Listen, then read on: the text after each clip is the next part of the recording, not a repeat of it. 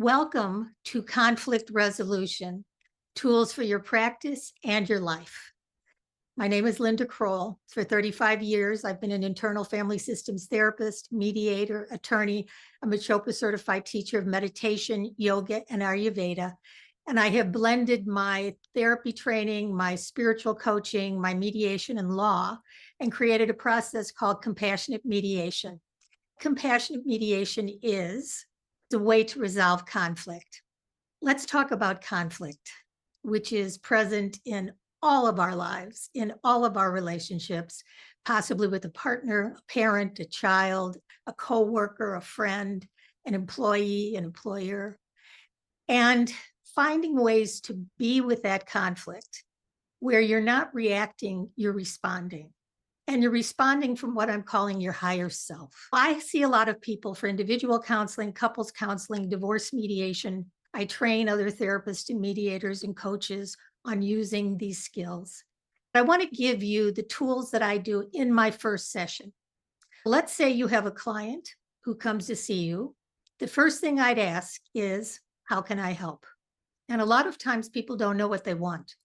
They think they might want to leave a relationship. I know they want the other party to change. They don't really think so much about how they can change themselves in the relationship, because what they've done is they've created a lot of bad habits. They've either been hurt for so long that they put walls up around their heart. They've had filters through which they're judging the other party. They may have pushed aside some feelings of hurt and sadness that they didn't want to deal with.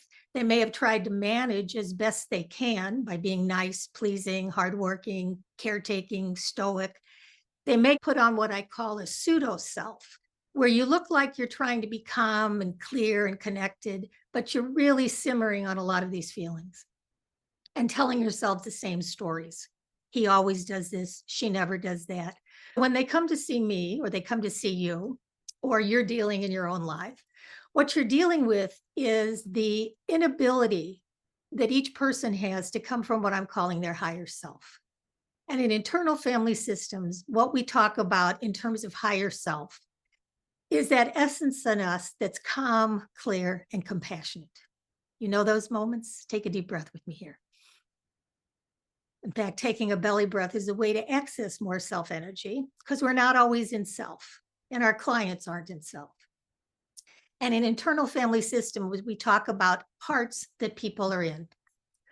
What I do when I'm working with the client is help people get to their higher self. So what does it mean to be in your higher self? Well, I often ask people if they have a spiritual word, a word for spirituality. Now, I'm not asking if they're religious, but I'm asking, do they believe in God? Do they believe in a higher power? Do they believe in the energy of the universe? What is their word for an energy that is bigger than they are? And that is what I'm calling self, higher self. We're trying to get our clients to their higher selves. I have a templated first interview that I do that in 15 minutes explains to clients what it means to be in self. And then in the first session, I do a guided meditation to help them feel what it's like to be in their higher self. When people look at a situation from a higher level of consciousness, when they are looking at it not from parts that are angry or hurt or judgmental or withholding or blaming, you know what I mean. When you're not looking through those filters and you're willing to put your wall down around your heart, you learn to speak for your parts instead of from your parts.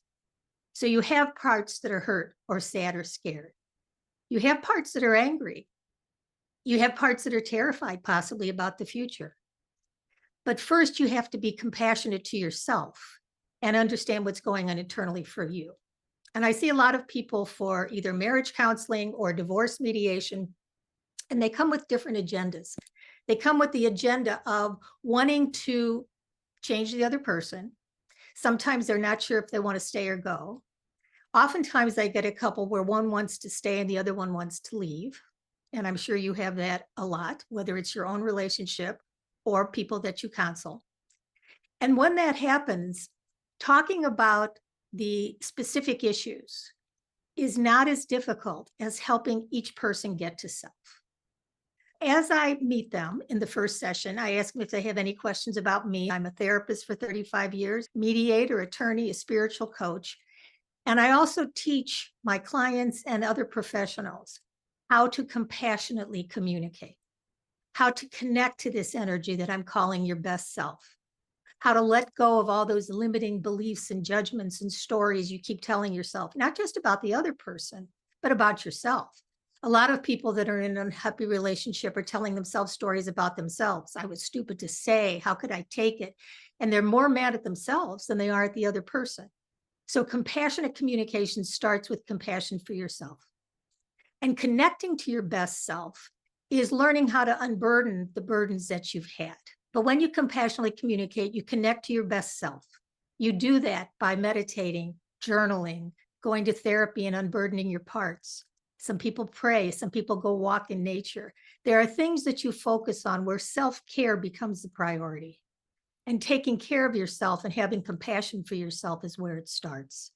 My friend Sark calls herself a full cup of love, sharing her overflow with the world. I'd like to think we could all become full cups of compassion, sharing our overflow with the world. And I always say that love is the answer, but it starts with loving yourself. If I could wave a wand and you could right now, immediately, in this moment, totally and completely forgive yourself for any decision you've made or haven't made, would you do it? Because in that forgiveness, you get more gratitude, and more gratitude is another element of self. The C words of self in internal family systems are calm, clear, compassionate, curious, connected, created, confident, and gratitude is another one. Because when you're in gratitude, you're not in judgment, you're in the present moment. When you get to your higher self, you're no longer reacting from fight, flight, freeze, or fawn. Fawn is when people try to placate the other person because they're afraid of their anger or they're afraid of the reaction. A lot of us codependents are great fawners, but we don't react that way. We start to respond, and we respond from our higher self. We learn to trust that we do have a higher self. There is a question here, and I'm going to answer it. How to best speak from your own parts when your partner is not in their best self mode? That's a great question because that happens all the time. Just because you need to speak for a part of you doesn't mean the other person has any bandwidth to hear it, which is why then you go journal. And what we do in IFS. And also, let's go back to what do you do when you want to speak for your parts, but somebody can't listen, which happens all the time. It means that they are blended with parts that might be angry, might be walled, might be judgmental, and they may have to do their own work to unburden them if they want to, and they may not want to. They may feel that they need to stay angry. A lot of times people have been in relationships where they've been codependent for a long time, and they've settled for things, and they've turned the other cheek, and they've exiled their feelings. They pushed aside their sadness, their hurt, and they've managed. They've managed by being as nice and pleasing and caretaking as they could be. But when they can't manage the pain anymore, they do extreme behaviors. And sometimes those extreme behaviors are to put a wall up and say, I'm not putting my wall down. And they're not putting their wall down, not so much because they don't trust you, which is possibly because of how the relationship has been, but they can't put their wall down because they don't trust themselves. They don't trust themselves not to stay in a dysfunctional situation. So they might need time. They might need time to process. They might need time to separate. They might need time to do whatever they need to do. So the work that needs to be done when someone else isn't available is to do your own work, to learn how to be available to yourself, to find a quiet spot. And what we do in IFS is we visualize a part.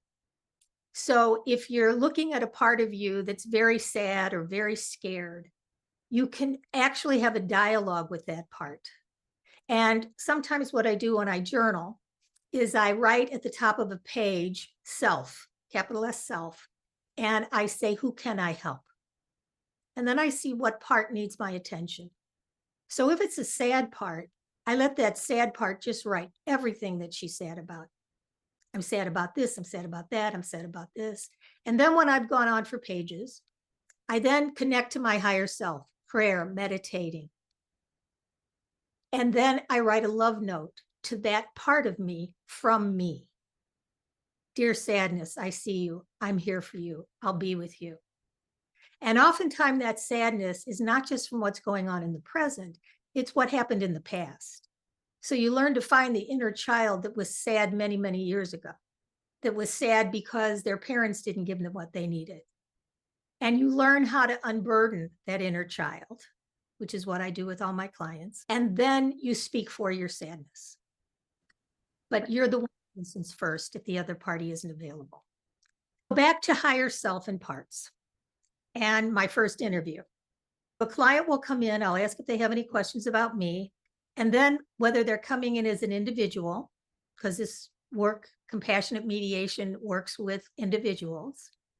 And the book that I wrote, Compassionate Mediation, How to Add Passion to Your Marriage or Compassion to Your Divorce, you can get the free chapter at lindakrollbook.com, outlines what somebody should do when they're not sure if they want to stay or go.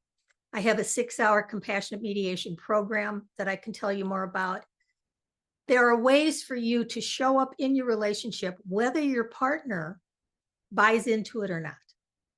In other words, when you bring more higher self energy, when you do more healing, when you learn to speak for your parts instead of from your parts, because often what happens is that the inner child that didn't get his or her needs met learned how to manage. And you can be hardworking, you can be stoic, but a lot of people either manage with anger or get angry as a way to protect that inner child. And the parts that you're reacting from, or your clients are reacting from, are really masking the sadness underneath. Helping your clients learn the miracle of empathy is also what I offer to my clients, and I want to offer to you. So when we're in self, we're all those C words and grateful. We exile the parts that are hurt, sad, scared, and vulnerable because maybe our parents were addicts. Maybe our parents couldn't give us what they need because they didn't get what they needed. Some of us exile our anger, including us codependents. We definitely exile our anger. But this is the what about me? Who's going to love and care for me the way I need? And then we go out in the world and we manage. We manage by being nice, pleasing, caretaking. We manage with all these issues that we have here. And here's where the pseudo self comes in. It's like how we think we should be, what we want to show the world. It's our mind, it's our ego, it's our stories. But then when we can't manage those exiled feelings, we get extreme in some ways. We get addicted to things. Some people go have an affair in order to numb. We get depressed. We eat too much, gamble, have panic attacks, get enraged, go shopping, put up walls, or say, get me out of here, I want a divorce. Not that getting a divorce is a bad thing, but getting divorced from an extreme part is reactive. It causes a flood of parts all over the place. And what happens when we get extreme is we can now think about how guilty we feel about whatever we just did and vow not to do it again. And we're still exiling all those sad feelings that we didn't talk about in the first place. What I have people do is learn the miracle of empathy. And what I do in higher self energy is give you a meditation. When people come to me and I ask them, do you have any questions about me? Then I have a series of questions.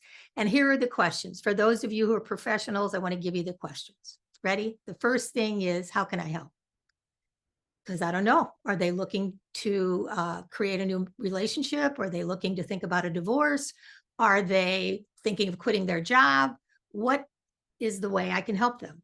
And then I ask a series of questions compassionately, but fairly rapidly. And I'll tell you why. Usually when someone comes to see you, they want to tell you their story. They want to tell you their story because they think you need to know all the facts in order to help them. I find that if somebody tells me their story, and I often tell them this, I could listen to you tell me your story for 45 minutes and you will feel marginally better that I witnessed, but you won't really feel better because nothing will have shifted. So I'm going to ask you a few questions and there'll be time to elaborate later, but here they are. And what I ask are these. With whom are you having conflict? What do they do that bothers you? How do you react? What are you thinking? What are you feeling?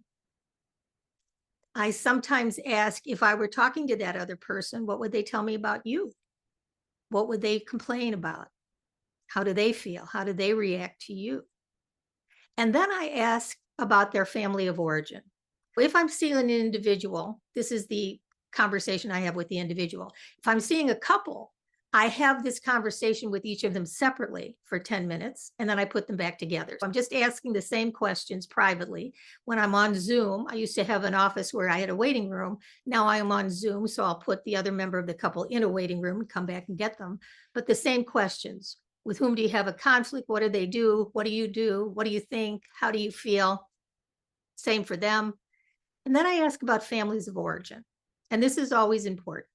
I do a little genogram on my notes where I ask them, tell me about your father, tell me about your mother, where are you and the sibling? How did the family get along? And were there any family secrets? And again, it's quick. I know they want to go into details, but I'm trying to get a framework for how'd they grow up? What are the stories they learned? What are the beliefs that they're believing now? And then I ask, and this is always helpful, is to ask them to describe the other party's family of origin. So once they describe that their husband grew up in an alcoholic home where his father was abusive and he never got what he needed, it makes sense that right now he can't give his wife exactly what she's looking for because he was never taught that. So once she realizes that her husband might be doing the best he knows how to do, there can be forgiveness, there can be more compassion, there can be more healing. Now, whether or not that's enough to create a new marriage, whether or not that's enough to create trust over time, time will tell. And in that time, both parties have to do their own work. And when I see couples, I usually offer them a session or sessions alone with me. And it's not that I'm taking sides, it's that I'm helping each of them process the pain from the past so that they can show up and do their work personally and then collectively. And when I do that, I do an unburdening with them. I help them go and retrieve that inner child, let go of all the energy and beliefs that they took on about themselves or their partner, and give it back to the universe and let it drain from their body and reclaim all those qualities that they lost under the burdens. You could learn how to do all that. You can do it for yourself and you can do it for your clients. I will talk briefly about the fact that I do have a certification. If you go to the roadmap, it gives you a 15-minute session with me in case you want to talk more about how you can study with me in a small group to learn this, because all the templates, all the videos, all the handouts, all the scripts, all of the meditations are available in that program. Let me know if you want to know more. I don't want to make this a sales pitch, but I do want you to know it's an option. The tools are the questions that you ask in a very short time to get an overview of where they're each coming from. The other tool is my magic wand question. I ask each client, if you had a magic wand, what would you want to see happen? And that is very telling. I ask them individually because one party could say, I really want to get divorced in as calm a way as possible and be co-parents and get on with our lives. And the other party could say, I don't want to get divorced at all. Or one party could say, I want my child to stop using. And since that probably won't happen, I need to then focus them on Al-Anon or something that they're going to need to get help for themselves, because they're not going to change an addict. They can only change how they're being with an addict. And when you change how you're being with an addict, conflict resolves. So these are some of the questions that I ask in the first session. And the magic wand tells me where they're each going. And if I'm seeing an individual, then I'm seeing where they're going. And it also helps focus on what they want instead of what they don't want. Usually when they come to see you, or if you're in a relationship, you're just telling yourself the same negative story. You have to change that story. Compassionate communication, again, connect to your best self. Let go of your limiting beliefs and judgments, all those thoughts and stories. Unburden pain from the past, which requires you to have compassion for yourself. Maybe get some therapy. Let me help you. There's ways that you can unburden. And the fourth is to relate from your heart. That's where that miracle of empathy sheet comes in. Question, if a spouse is codependent, how does a partner help them other than focusing on one's own self? Well, if a partner has been codependent, then part of the problem is that they have made some decisions in the past and settled for things that they are mad at themselves for settling for. And sometimes codependents reach a point where they get mad as hell and don't want to take it anymore, basically. Not maybe they might be afraid to say something, but what they're basically saying is, I don't want to forgive yet, because if I do, I'm going to be sucked back in, and I'm mad, and I've decided I don't want to tolerate it, take it, or placate it. But they haven't learned yet how to trust themselves enough to set appropriate boundaries, to ask for what they want and need, to say no. And so there's a limbo time where each party does have to do their own work. I tell everybody that comes to see me, they've done the best they know how to do. Okay, they've done the best based on their level of awareness, based on how they grew up, based on what they were taught, but they can learn to do better. And once I get them back together, I to them how they have each exiled parts of themselves. They've each managed. That's how they got married. The way they get extreme is the way they trigger each other. And my job is to get them to self. And then I do about a 5-minute meditation. And I'm going to tell you how to get the meditation. lindacroll.com/CCC. And what that has in it is the guided meditation that I do to help people get to self. Because as I'm explaining this to them, I'm saying when we talk about withholding, judgment, anger, divorce, hurt, blame, fear, what's happening to your body? And just as I name that, I know that what happens to my body and your body is we constrict. So then I have them to put their hands on their belly and take 3 belly breaths. So do it with me now. Just take 1.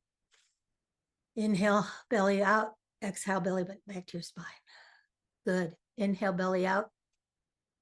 Exhale, belly button back to your spine. And what you're going to do is bring a little more self energy in. And then the meditation that's in the care kit, that's the Compassionate Communication Care Kit, has you ground down to the center of the earth, connect up to the sky, God, what's ever out there, breathe even bigger, and shower compassion to all of your parts. And then the meditation guides you to go to the base of a mountain, to leave all your parts behind, the bottom of the mountain, and go up in self as high up the mountain as you want. And from that place of self, there's more calm, there's more peace. And then I invite you to look at the other party at the top of their mountain without all of their parts attached, and send compassion in their direction. Then you come back down the mountain and collect your parts, even if there's a part that you don't want to, because you're going to realize that once you give your own parts the attention they need to unburden the pain from the past, they carry their own wisdom in life. I invite you, if you're in a relationship, to practice doing that, to bring more self-energy, to bring more compassion, to set your GPS for what you want. I'm going to invite you to let go and let God, which is a 12-step process. But because I do believe that every life experience is an opportunity for personal and spiritual growth, I'm going to offer you my spiritual graft, GRAFT. I realize that most of our problems in life, most of our suffering is caused by our ego's wounds, our need to be right, our need to have it our way, the way things should be, the need to be in control, the need to know. And sadly, we operate that way until life offers us a challenge, a health issue, a conflict, a job loss, a death. And you have to either look at your life from the same egotistic perspective, where your managers are running the show and your extreme parts take over when they need some relief, or you can learn to live from your higher self, that spiritual center, that God energy inside of you, that witnessing awareness, that true self, that inner wisdom. That's what we help people do. That's what we do. And we do it for ourselves too, because if you're a professional who works with individuals and couples, there's a lot of parts coming at you. When I do a mediation sometimes I feel like a human liver where there's this coming and this coming, and I have to translate and offer a way to communicate that isn't so fraught with tension and acrimony. So doing your own self-care, practicing for your own self is paramount. The first tool that I'm going to give you is to practice your own self-care and be compassionate with yourself and understand how your parts are triggered in a session, understand how your client's parts are triggered. If you're not a professional in your own work, see how you are triggered and get some help so that you do get more self-energy. And then set your magic wand. Set your GPS for what you want instead of what you don't want, and move in that direction. And if you fall off, then make an amend, because you can learn to speak for your parts instead of from your parts. Even now, when I'm talking about being in self, you're not Zen, you're not a Buddha, you're not, always calm, but you are aware when you are triggered and you learn to respond differently. You learn that when you automatically go to anger, what's really going on is there's some hurt and sadness underneath. And you have to have the courage, which is a C word of self, to speak for your sadness. Now, in answer to the question, the other party may not have any room for empathy. And that might even hurt you more, which means you may have to make other decisions about the relationship. You may have to give it more time. You may have to do more healing. You may have to do more amends. But in the meantime, you take care of your sadness. And only because I have them here, I'm just going to show you real quickly. We all have an inner child, right? And we all have pain from our past. And sadly, what happens, and I lost my codependent down, guys try to look cool, and girls often try to be codependent. And she goes around saying, I love you, I love you, I love you. So here's the codependent doll, and here's the guy trying to be cool, and pardon my gender bias, it could go either way, but you get the idea. And then when people don't get their needs met, they get mad and they fight. And that's how they come see me. That may be how they come see you. And what I'm helping you do is recognize that all parts are trying to be helpful. All parts have learned how to take on a certain role so that they can keep the person safe. So we're going to thank the anger for trying to run interference. We're going to tell our manager part so we don't have to look cool. We don't have to be codependent. And we can speak for our hurt, our pain, and our sadness in a way the other party can hear. And on the Miracle of Empathy sheet, you ask someone if it's a good time to talk. You don't just say, I want to talk to you, and expect them to be in self enough to hear you. Is now a good time? If it's a good time for the other person, great. In a perfect world, it would be, but otherwise they could find another time sooner than later. And you say, when something happened, I felt sad and hurt. Not I felt angry, not I felt neglected. Any of those ED words make them a perpetrator and you a victim.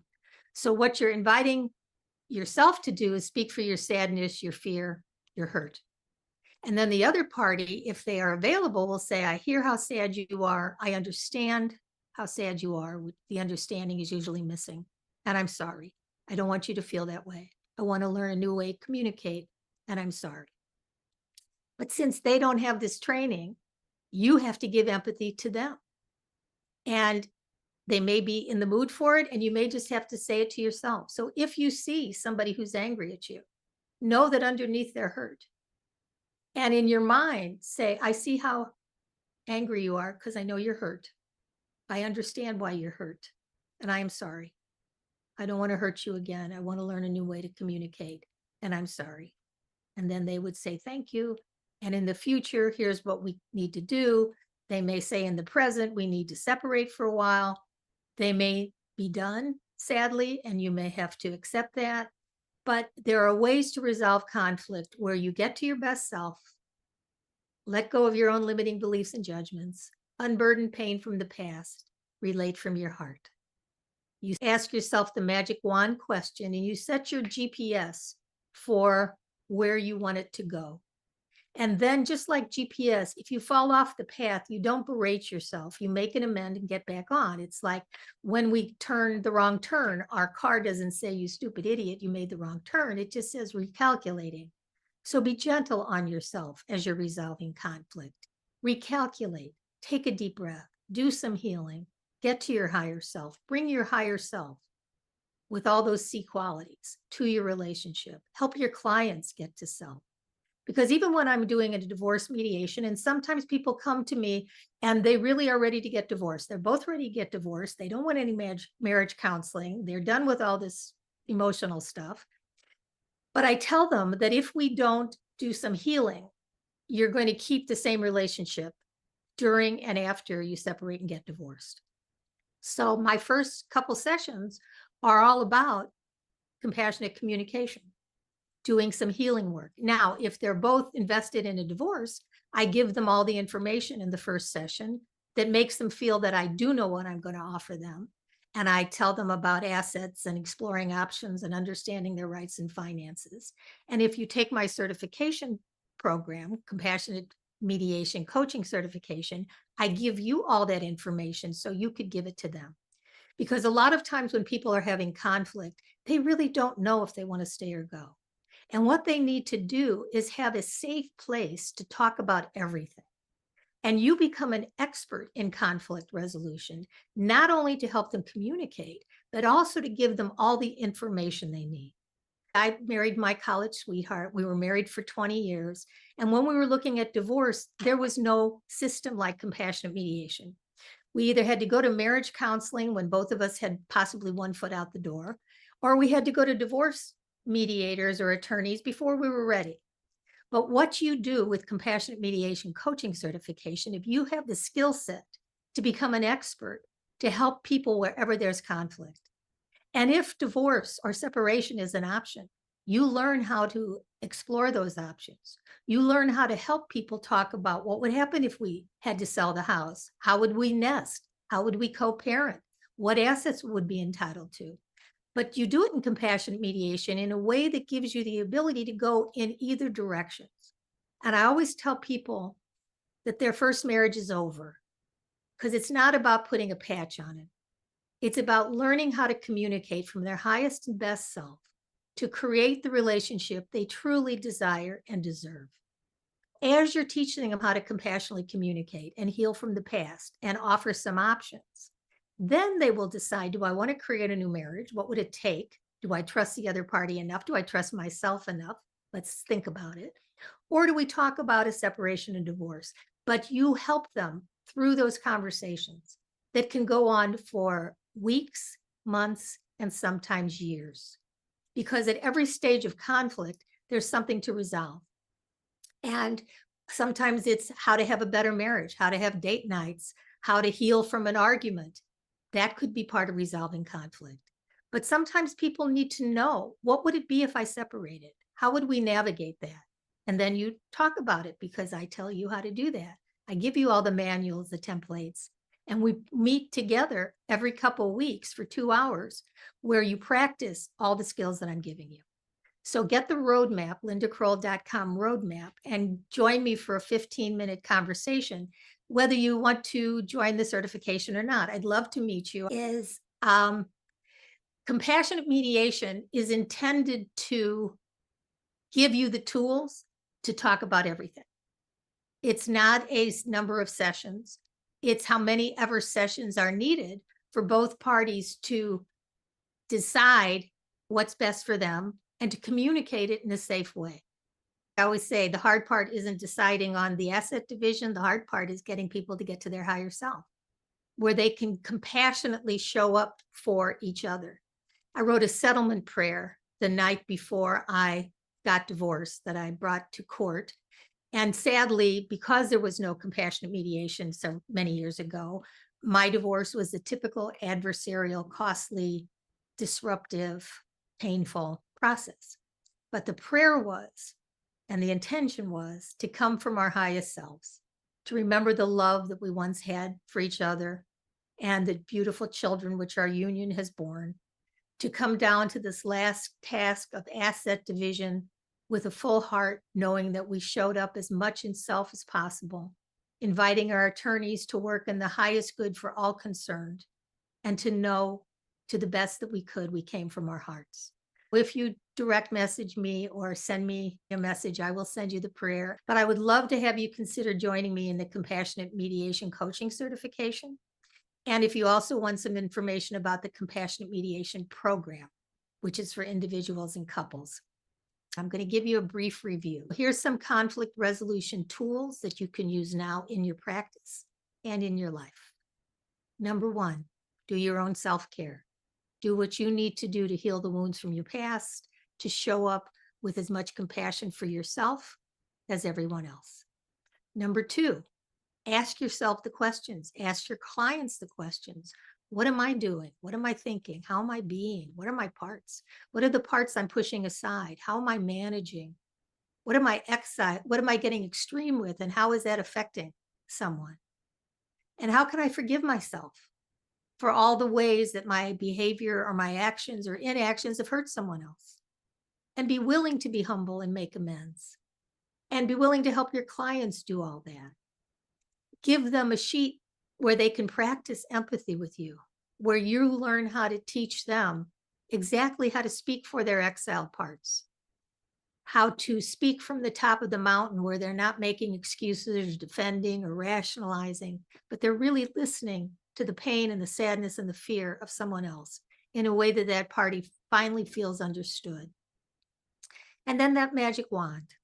What is that GPS? And here's the spiritual graft. I'll end on the spiritual graft.